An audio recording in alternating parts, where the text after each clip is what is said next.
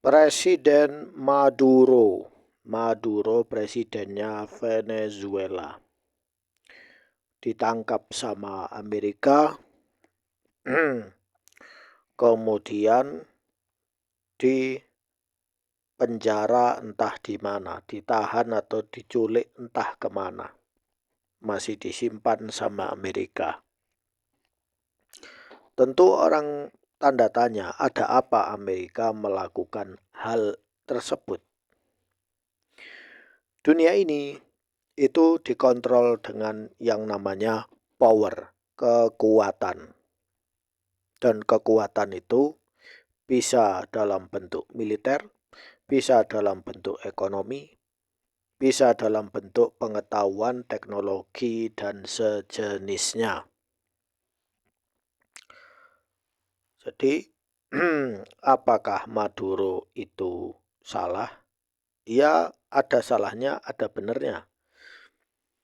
Benarnya dia melakukan subsidi, masih bertahan, program bantuan masih diberikan, namun kritikus dibungkam, kemudian tidak ada partai yang menegur pemerintah bahwa pemerintah ini korup, terjadi kolusi, korupsi, dan sejenisnya. Suap menyuap yang terus-menerus, artinya tidak ada perbaikan. Ada pemulihan secara sedikit-sedikit secara ekonomi, namun perbaikannya soal ekonomi sosial kalangan bawah itu tidak ada. Akhirnya Amerika memanfaatkan negara yang koruptif ini, negara yang lemah dalam masalah permusyawaratan rakyat, akhirnya dijadikan mangsa sama Amerika. Apalagi Venezuela tidak punya nuklir, jadi mudah diambil. Menurut riwayat berita bahwa ada salah seorang kepala militernya itu yang berkhianat. Tentu saja kalau sudah yang namanya suap menyuap itu menjalar sampai ke para pejabat, ya akan mengkhianati yang lain, ya. Seperti itu. Jadi negara sebenarnya ambruk itu bukan karena perang saja, ya, tetapi ada penyakit internal. Ada penyakit internal yang kalau tidak disembuhkan maka akan ada masalah dari luar. Dan ketika serangan dari luar itu terjadi, maka militer diam saja, lengah, tidak akan berbuat apa-apa. Nah ini kan. Baik, kemudian yang kedua adalah Ali Khamenei. Namun sebelum saya membahas Ali Khamenei, saya membahas Basharul Asad. Basharul Asad merupakan presiden. Latar belakangnya dia orang militer. Orang militer dia, bukan sembarang orang. Tapi kenapa dia akhirnya ambruk rezimnya itu? Padahal rezimnya terkenal kuat militer, punya mata-mata di mana-mana, intelijen di mana-mana. Ya karena itu tadi, korupsi, korupsi, dan korupsi. Akhirnya terjadi pengkhianatan di internal dan ambruklah rezim itu. Dan diganti dengan rezim yang baru. Ya.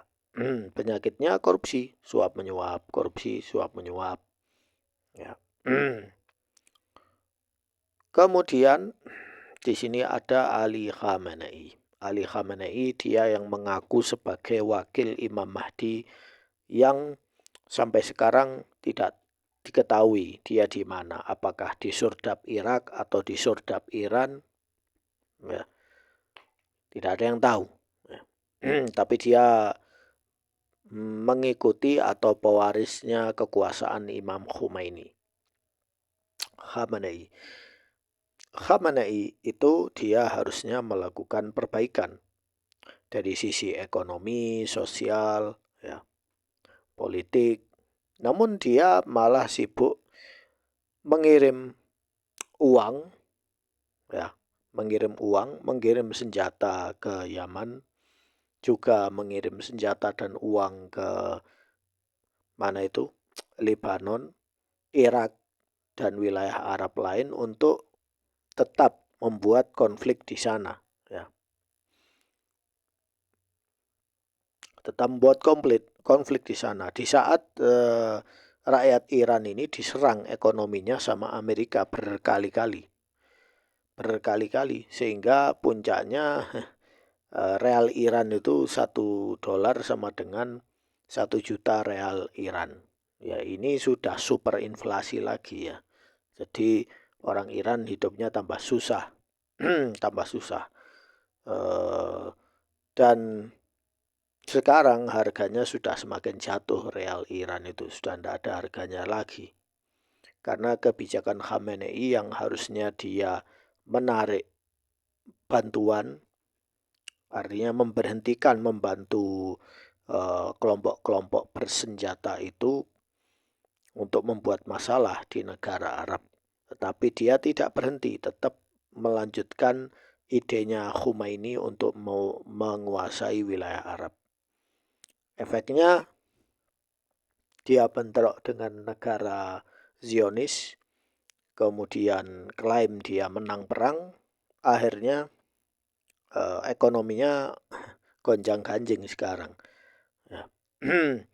Kemudian ketika rakyatnya demo ingin meminta perbaikan, dia malah menuduh anti Amerika atau sejenisnya itu. Artinya mereka harusnya memperbaiki sistem supaya tidak koruptif, tetapi dibiarkan sistem itu terus berlanjut. Itu ibarat orang sudah kena penyakit, membengkak, stadiumnya sudah stadium 5. Ya, tetapi bukan dilakukan pembedahan operasi ya untuk mengeluarkan zat berbahaya itu, namun dikasih obat, dikasih vaksin, dikasih hal-hal aneh yang akhirnya menambah keparahan penyakit itu. Ya. Akhirnya sekarang demo terus berlanjut. Ya. Ini bukan soal Amerika atau Zionis ya. Ini soal penyakit di dalam sistem daulah, dalam sistem negara itu sendiri.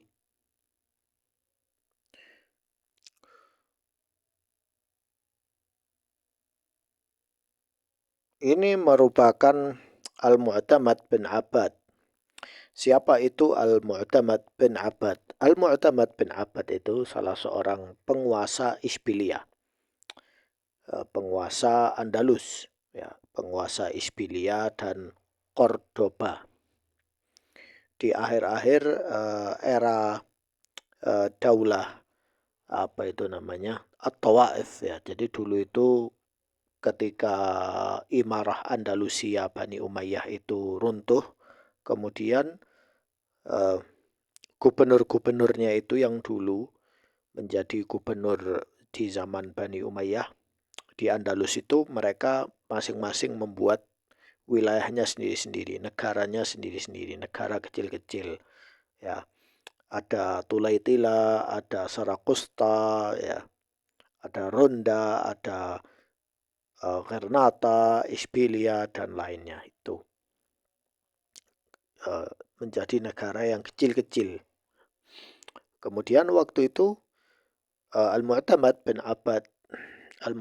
Abbad itu dia dimintai pajak sama kerajaan-kerajaan Eropa waktu itu. Harus membayar pajak supaya negaranya aman dari serangan negara yang lain. Kemudian dia bilang ini beban bagi rakyat saya, maka saya harus memerangi mereka. Namun negara ini kecil, tidak bisa melawan negara Eropa yang bersatu itu.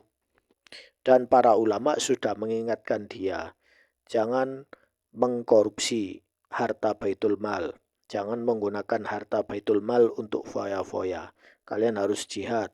Kalian harus memperbaiki kualitas ekonomi rakyat ini sudah ditegur, ya. Akhirnya Al-Mu'tamad bin Abbad bingung apa yang harus saya lakukan. Maka salah seorang gubernurnya bilang kita harus bersatu, ya, bersatu bersama imarah-imarah yang lain, negara-negara kecil yang lain. Namun Mu'tamad jawabnya begini, ya, kita ini dalam kondisi sakit.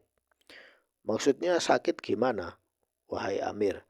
Dia bilang kita ini adalah generasi yang sudah beda, tidak seperti generasi yang dulu. Ya. Generasi yang dulu itu hidup dalam kesulitan, awal mula negara ini dibentuk. Ya. Sekarang negara ini sudah pajaknya banyak, uang asetnya banyak, orang-orang itu hidupnya taraf, hidupnya itu serba enak, ya. Mereka bisa membeli lahan, ya. Mereka sibuk merawat usaha mereka, kemudian yang lain sibuk membeli budak untuk budaknya itu menyanyi di hadapan tuannya, kemudian sibuk membangun istana daripada sibuk mereka melakukan jihad yang serius. Ya, ya, dan penyakit ini sudah menimpa, ya, ke merata ini. Lalu apa yang harus kita lakukan? Yang harus kita lakukan adalah meminta tolong dari Daulah Al-Murabitiyah, Al-Murabitin, ya, Daulah Al-Murabitiyah di Maroko. Untuk apa? Untuk melawan orang musyrik tadi ini supaya negara kita tetap bertahan. Namun kebijakannya ini, waktu itu Yusuf bin Tashfin itu sudah menegur Al-Mu'tamad. Wahai Al-Mu'tamad, saya akan membantu Anda sekali dua kali, ya. Namun Anda harus serius melawan orang-orang musyrik tadi ini, ya. Orang-orang Eropa, lanjutkan jihad saya ini. Ya, saya akan bantu dari belakang, namun kamu harus gerak juga, ya. Namun kesalahan Al-Mu'tamad adalah dia berjihad, menang, kemudian enak-enakan, foya-foya, ya, tidak melanjutkan, ya. Hanya sibuk untuk melindungi wilayahnya, bukan ekspansi membuka wilayah baru, ya. Bahkan masing-masing imarah itu saling sikut-sikutan, bersaingan untuk memperluas imarahnya, bukan bersatu di atas satu panji. Intinya sudah lemah sejak awal. Korupsi untuk foya-foya, tidak peduli dengan kondisi rakyat. Akhirnya apa yang terjadi? Yusuf bin Tashfin akhirnya menguasai Andalusia dan melengsarkan mereka semua. Karena mereka tidak serius melakukan perubahan dan perbaikan. Ya, itulah yang disesali oleh Al-Mu'tamad bin Abbad, bahwa dia bukannya memperbaiki dirinya dan negaranya, namun membiarkan itu sampai negaranya ambruk sendiri. Ya, begitu juga, ya. Jadi cerita masa lalu itu berulang sampai sekarang, ya. Sekian dari saya, semoga bermanfaat.